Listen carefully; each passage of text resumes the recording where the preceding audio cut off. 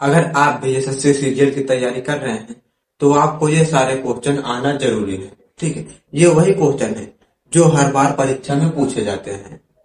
तो यहाँ पहला क्वेश्चन जैसे दिया है, नीचे दिया गया पाई चार्ट आदित्य द्वारा किए जाने वाले खर्च प्रतिशत में को दर्शाता है, यानी कि खर्च को दर्शाता है। आदित्य की मासिक आय 54,000 रुपए है।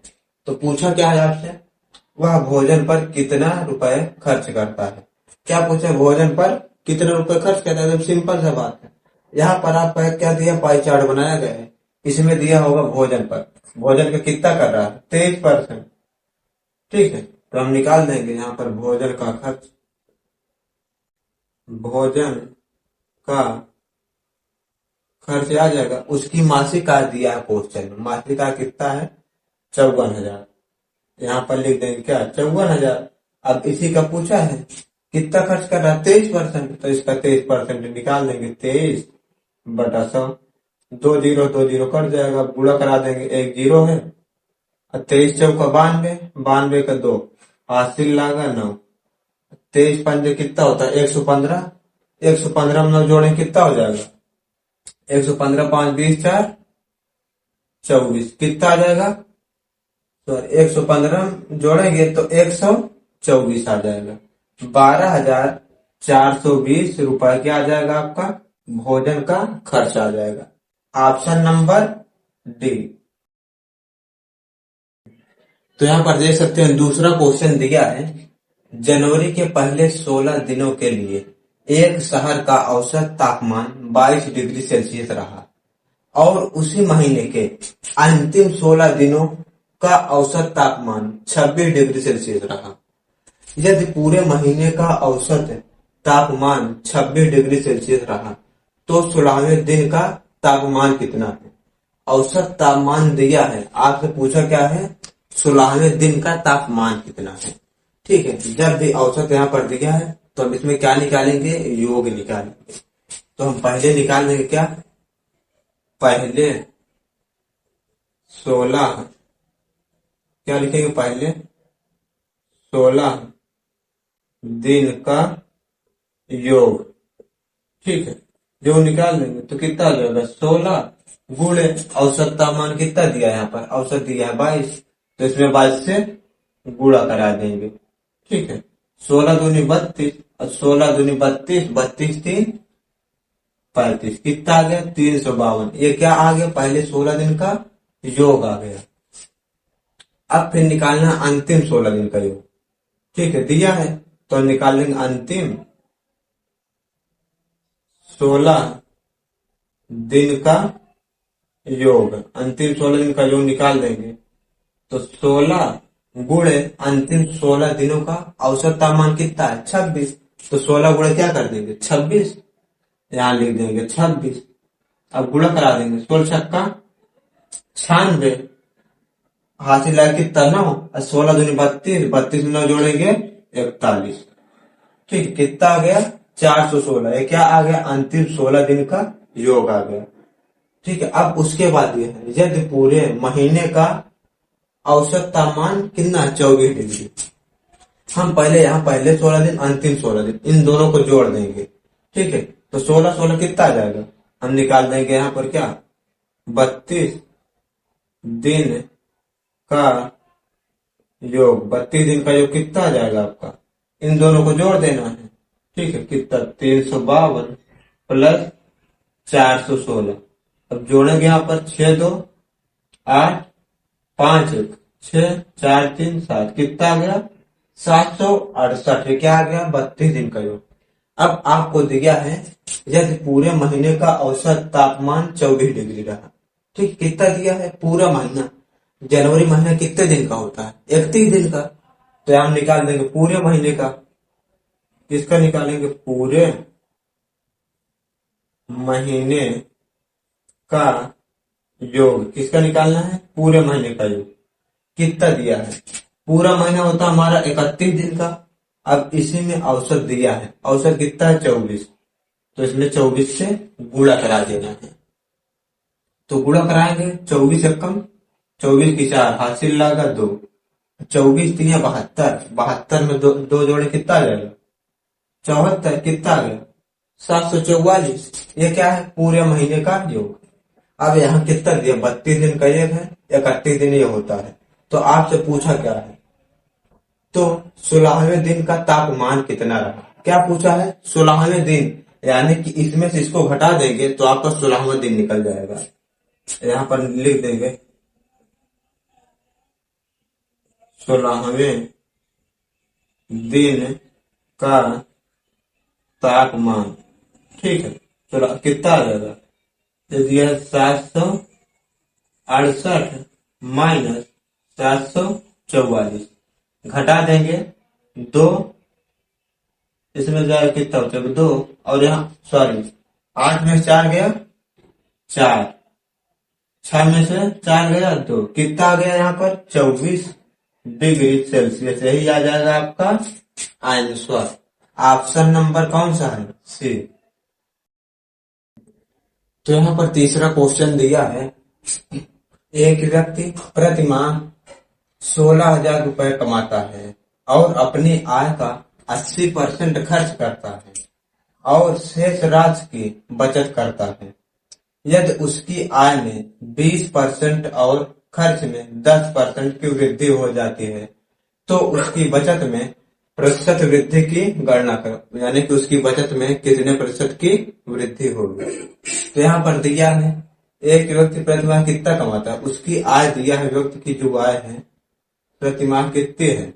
16,000 रुपए है। ठीक है, 16,000 दिया है और अपनी आय का 80% क्या करता है? खर्च करता है। तो इसका हम खर्च निकाल देंगे। क्या निकालेंगे यहाँ पर? खर्च। ठीक है, 16,000 गुणे 80/100, 2 जीरो काट देंगे, एक 2 जीरो है तो 2 जीरो लगा देंगे। 16 छक्का 16 14 अट्ठे 128। तो खर्च कितना आ गया? 12,800। खर्च आ गया इसका 12,800। और उसके बाद क्या बोला है? और शेष राशि की बचत करता है। ठीक है, अब जो बचा हम बचत निकाल देंगे। क्या निकालेंगे? बचत। आय दिया कितना? 16,000 माइनस खर्च कितना कर रहा है? 12,800। अब इसमें किसको क्या करेंगे? माइनस करेंगे, तभी तो बचत आएगा। तो यहाँ 2 जीरो। ठीक, इससे उधार लेंगे 10, 10 में 60 जाएगा 2, और यहाँ पर बचेगा क्या? 5। ठीक, 5 में 2 गया 3, कितना आ गया बचत आपकी? 3200 रुपए क्या आ गई है? बचत आ गई। खर्च आया 12,800, बचत आ गया 3200। अब उसके बाद दिया क्या है? यदि उसकी आय में 20% और खर्च में 10% की वृद्धि। जो आय है, अब यहां लिखेंगे आय में वृद्धि। क्या लिखेंगे? आय में वृद्धि। आय कितनी है उसकी? 16,000 है। तो यहाँ पर 16,000 गुणे कितना करना है? 20%। तो 120/100। अब 2 जीरो से 2 जीरो काट देंगे, एक 2 जीरो है 2 जीरो लगा देंगे। बरछम 72 की 2, हासिल लगा 60, 12 एकम 12, 12 7 19, कितना आ गया? 19,200। जब हम आय में वृद्धि करेंगे तो कितना आ गया? 19,200। उसके बाद क्या बोला है? और खर्च में 10% की वृद्धि। खर्च कितना है? तो यहाँ पर दिया खर्च 12,800, तो हम निकाल देंगे खर्च में वृद्धि। क्या निकालेंगे? खर्च में वृद्धि। खर्च में वृद्धि करेंगे तो दिया है 12,800 गुणे कितना कर रहा है? 10%। तो यहाँ लिख देना है 110/100। 2 जीरो काट देना है। अब इसका गुणा करा देंगे। 0 11 88 की 8, हासिल लगा 8, 11 दूनी 22, 22 8 कितना हो जाएगा? 30 की 0, हासिल लगा 3, 11 कम 11, 11 3 14, कितना आ गया? 14,080 आ गया। ये क्या आ गया? खर्च। अब उसके बाद क्या बोला है? हो जाती है तो उसकी बचत में प्रतिशत वृद्धि। आय इतना होगा, खर्च इतना होगा, तब यहां से यहां क्या निकालेंगे? हम बचत निकाल लेंगे। ठीक है, अब क्या निकालेंगे हम? बचत। ठीक है, बचत कितना आ जाएगा? 19,000 200 माइनस खर्च कितना है 1480। अब इसको घटा देंगे इसमें से, ठीक है, 14,080 यहाँ माइनस करेंगे 0, इससे उधार लेंगे 10 में से 8 गया 2, यहाँ पर बचेगा 1, यहाँ पर 9 में से 4 गया, इससे उधार लिए यहाँ पर 10 में से 8 गया 2, 1, 9 में से 4 गया 5, कितना आ गया 5120 रुपए। अब बचत कितना हुआ 5120, पहले बचत कितना था इतना। अब यहाँ से यहाँ क्या हो रहा है, पूछा क्या बचत में कितने की वृद्धि हुई, तो पहले इतना था तो हम यहाँ पर निकाल लेंगे लाभ, ठीक है, लाभ या वृद्धि कुछ लिख लेना, कितना है 5120 माइनस 3200, तो इसको अंतर करके कितना आ जाएगा 0 2 0 हो गया, यहाँ पर 2 आ गया, इससे उधार ले 11, 11 में 2 गया कितना बचेगा 9, और यहाँ पर कितना आ गया 1920। ये क्या आ गया है लाभ, यानी कि वृद्धि कितने पर 1920 रुपए की, लेकिन पूछा किसमें प्रतिशत में, तो हम यहाँ पर निकाल लें क्या प्रतिशत, यहाँ पर लिख देते हैं प्रतिशत वृद्धि। प्रतिशत वृद्धि कितने की होगी 1920 की वृद्धि हो रही है, कहां से हो रही है 3200 रुपए, कहां से हो रही है 3200, यहाँ से क्या हुई है, यहाँ से जो वृद्धि हुई आपकी ये यहाँ पर हुई है, ठीक है, तो यहाँ पर अपान में क्या आ जाएगा 3200 गुणे 100। अब 2 जीरो काट देंगे, इसको काट देंगे यहाँ पर 8 चौका 32, 8 से काटेंगे 8 दूनी 16 और 8 चौक 32 1 0, 4 से काट देंगे 4 छंग 24 1 0, तो प्रतिशत वृद्धि जो आ जाएगी कितना आ जाएगी यहाँ पर 60%, कितना आ जाएगी 60% की क्या होगी वृद्धि होगी, ऑप्शन नंबर बी।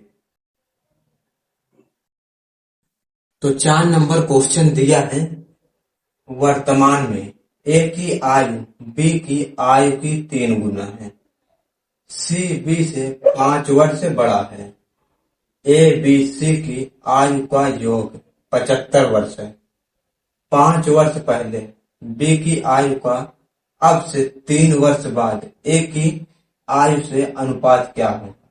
क्या बोला है 5 वर्ष पहले बी की आयु का अब से 3 वर्ष बाद ए की आयु का अनुपात, बी और ए की आयु का अनुपात बताना है, ठीक है।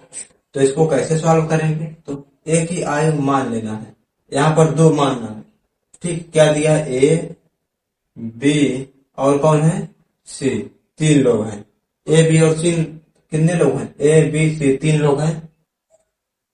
अब दिया क्या बोला क्या ए की आयु बी की आयु की 3 गुनी है, यानी कि हम पहले किसकी मानेंगे बी की आयु क्या मान लेंगे यक्स है, ए की आयु क्या बी की आयु की 3 गुनी, तो इसका 3 गुना करें कितना हो जाएगा 3x।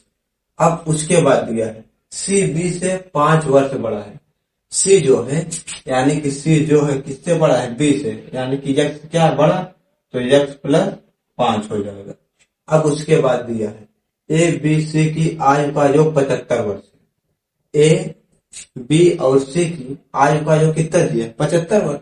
अब इन तीनों क्या करना है जोड़ देना है, 3x plus x plus x plus 5 equal to क्या हो जाएगा 75। अब 3 1 4 4 1 5x प्लस 5 इक्वल टू दिया है 75, तो 5x बराबर इसको उधर ले जाएंगे माइनस हो जाएगा, कितना आ जाएगा 70, तो x बराबर काट देंगे इसको 14, x बराबर क्या आ जाएगा 14, x का मान आपके पास आ गया 14, तो यहाँ ए बी और सी का हम मान निकाल सकते हैं। तो यहाँ ए की वर्तमान आयु जो आ जाएगी क्या है ए की, तो इसमें गुणा करा देंगे, यहाँ पर दिया है ए की वर्तमान आयु कितनी आ जाएगी 3x है, तो 3 गुण x का मान क्या है 14, तो 14 3 42, ए की कितनी आ जाएगी 42 वर्ष। उसके बाद दूसरा क्या दिया है बी, अब यहाँ हम बी का निकाल देंगे, बी का कितना है x, तो x का मान हमारे पास क्या दिया है 14, बी की कितनी है 14 वर्ष। उसके बाद सी का निकाल देंगे, यहाँ पर सी की आयु जो आ जाएगी वर्तमान कितना है x प्लस 5, तो x का मान यहाँ पर रख दें, कितना है 14 प्लस 5, 14 5 कितना हो जाएगा 19, शिफ्ट कितना आ गई 19 वर्ष आ गए। आपसे पूछा क्या है, क्या दिया यहाँ पर 5 वर्ष पहले बी की आयु का अब से 3 वर्ष बाद ए की आयु से अनुपात। 5 वर्ष पहले बी की आयु, 5 वर्ष पहले बी की आयु, ठीक है, बी की आयु कितनी है यहाँ पर 14, तो 5 वर्ष जब पहले कहे तो उसमें क्या करना है माइनस कर देना है। तो यहाँ निकाल देंगे 5 वर्ष पहले बी की आयु, ठीक है, 14 माइनस 5, 14 माइनस 5 करें कितना आ जाएगा, 14 में 5 जाएगा 9, क्या आएगा 9 आ जाएगा। उसके बाद अब से 3 वर्ष बाद ए की आयु, अब से क्या बोला है, यानी कि जो वर्तमान आयु है अब से 3 वर्ष बाद ए की आयु यहाँ पर कितना दिया है 42 वर्ष, अब 3 वर्ष बाद बोला है तो यहाँ निकाल देंगे 3 वर्ष बाद क्या होगी, इसमें 3 क्या होता है जब बाद बोले तो जुड़ जाता है, तो 42 प्लस 3 कितना हो जाएगा 45। यहाँ पर बी का दिया है कितना 9 और ए का दिया है 45, इसी का अनुपात पूछा है तो यहाँ हम निकाल देंगे बी अनुपात ए, ठीक है, बी का मान कितना आया है 9 अनुपात 45, अब इसी का अनुपात बता देना है, तो 9 एक कम 9, 9 पचे 45, तो 1 अनुपात 5, यही आ जाएगा आपका क्या आंसर, ऑप्शन नंबर ए। तो यहाँ पर देख सकते हैं 5वां क्वेश्चन दिया है, माधव ने 42,000 रुपए में एक वस्तु खरीदी और उसे 20% की हानि पर बेच दिया। उस राशि से उसने एक और वस्तु खरीदी और उसे 30% के लाभ पर बेच दिया। कुल लाभ रुपए में कितना है, क्या बताना है आपको, उसे कुल लाभ कितने का होगा, ठीक है। तो यहाँ पर दिया है 42,000 रुपए में एक वस्तु खरीदी, तो क्रय मूल्य दिया है क्या, क्रय मूल्य कितना दिया है 42,000 रुपए। उसके बाद अब यहाँ पर उसे 20% की हानि पर बेचा, तो हम यहाँ से क्या निकाल लेंगे विक्रय मूल्य।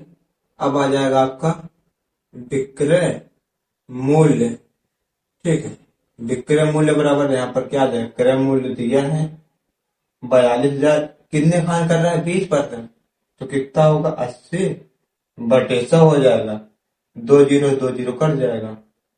अब यहाँ 1 0 है, यहाँ 1 0, 8 दूनी 16, 8 चौक 32, 32 1 33, कितना आ गया 33,600, ये हमारा क्या आ गया विक्रय मूल्य, ठीक है, इतने पर बेच दिया। फिर उस राशि से उसने एक और वस्तु खरीदी, जो राशि आई है ये, इसी से क्या किया उसने एक और कोई वस्तु खरीदा है, यानी कि ये क्या होगा किसी वस्तु का क्या हो जाएगा ये क्रय मूल्य हो जाएगा, कोई भी वस्तु होगी उसका ये क्या हो जाएगा क्रय मूल्य, यानी कि 33,600 रुपए, ठीक है, क्या हो गया खरीद लिया उसके बाद और उसे 30% के लाभ पर बेच दिया, क्रय मूल्य कितना हो गया 33,600।